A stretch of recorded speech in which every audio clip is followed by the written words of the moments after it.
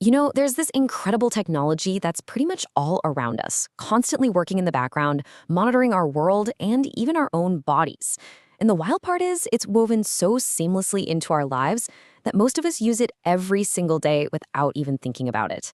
So let me just ask you a quick question. Take a look down at your wrist, or maybe think about any of the tech you use for your health. Is it possible you're actually wearing a biosensor right now? Well, if you've got a smartwatch on, or if you've ever used a digital thermometer or a glucose monitor, the answer is a big yes. All of these everyday gadgets are powered by this really remarkable piece of science called a biosensor. Okay, so we've established you're probably using one, but what on earth is a biosensor? I know, the name sounds super technical, right? But the core idea is surprisingly simple and honestly pretty brilliant. Let's break it all down. At its very heart, a biosensor is just a smart little device that's built to detect one very specific thing. And the way it works is by combining a biological sniffer, like an enzyme, maybe an antibody, with a physical detector that can translate what that sniffer finds into a signal we can actually read. And here's the key principle, the thing that makes it all work. The more of a substance there is, the stronger the signal gets. It's this simple, direct relationship that makes these measurements so incredibly precise. A perfect way to get your head around this is with a digital thermometer. Think about it. The substance it's measuring is just heat from your body. So if you have a low fever, that creates a weaker signal, and you get a lower temperature reading. But if you have a high fever, that generates a much stronger signal. The device is just translating a biological state into a number we can all understand instantly. Right, so we know what it is in theory, but how does it actually perform this little bit of magic, turning biology into cold, hard data? Let's follow the signal's journey from beginning to end. So every biosensor has 5 key parts all working in concert. It kicks off with the analyte. That's just a fancy word for the thing we're trying to find, like glucose. Then you got the bioreceptor, which is like a perfect lock that only the analyte's key can fit into. When they connect, the transducer sees it happen and converts that little biological handshake into a tiny electrical signal. From there, the signal goes to an amplifier to get beefed up, and finally, a processor and display figures out what it all means and gives us that clear, readable result. Let's just walk through that one more time.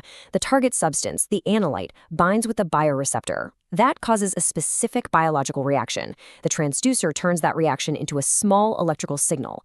That signal gets amplified so it's strong enough for a computer to read it. And finally, boom, the result pops up on your screen.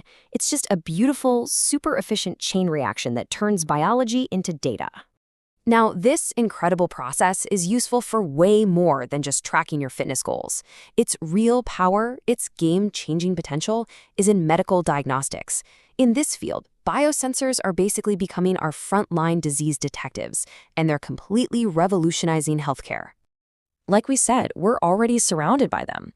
That thermometer you grab when you feel sick? Biosensor. The sensors in your smartwatch measuring your heart rate and blood oxygen? Also biosensors. And of course, the life-saving glucose meters used by people with diabetes.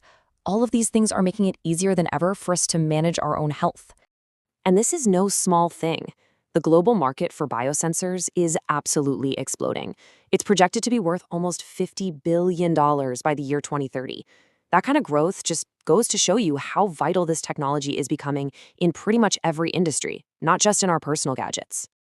But beyond what we use every day, biosensors are really at the cutting edge of advanced diagnostics.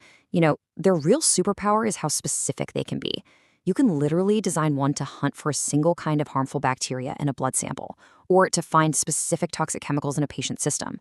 They can even be designed to spot the unique protein markers for diseases like cancer, which could mean much, much earlier diagnosis and treatment. But the story of biosensors doesn't stop when you leave the doctor's office. This same exact technology is working behind the scenes to protect our health in ways you probably don't even realize. For example, in the food industry, they're used to spot things like E. coli, making sure our food is safe to eat. They're checking for contamination in dairy products. And they're crucial for environmental monitoring, measuring pollution in our water, soil, and the very air we breathe. They're kind of like these versatile, invisible guardians of public health. So, all of this really leads to a fascinating question for the future. As this technology gets smaller, faster, and more powerful, what's next? Just imagine a day when the phone in your pocket could diagnose an illness with just a single scan. It might sound like science fiction, but with how quickly biosensors are evolving, that reality might be a lot closer than any of us think.